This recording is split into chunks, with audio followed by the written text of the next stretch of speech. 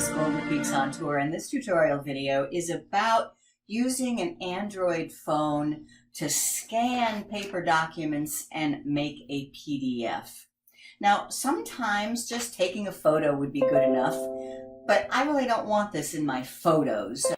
If you do a lot of scanning, you probably want a dedicated app, but I just do it occasionally. I want to use something that I already have. I'm going to use two. I'm going to use Dropbox and I'm going to use Google Drive to scan these two documents. One of them is a single sheet, and I just need this document in my online folder of important papers.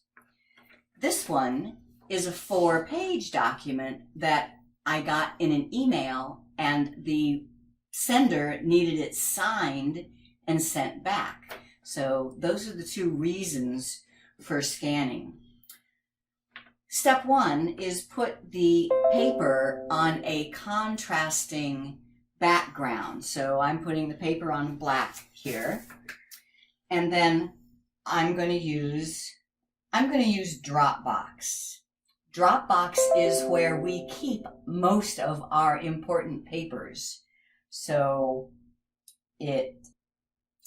And what you do is when you get there, you want to add a document. So it's just you click the plus, and then you have lots of choices as the type of document you can make in Dropbox. I'm going to choose Scan Document. And now I don't even have to touch anything.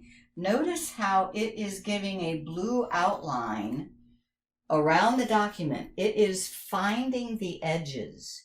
And when it's satisfied that it has the edges, it takes the picture. And there I have, and it is in PDF format. I'm done. I don't have another page to add, so just tap the arrow. I give it a name, and this is Road Trek Weight Report, and it's in PDF format. Check mark. And then it wants to know what folder to save it in.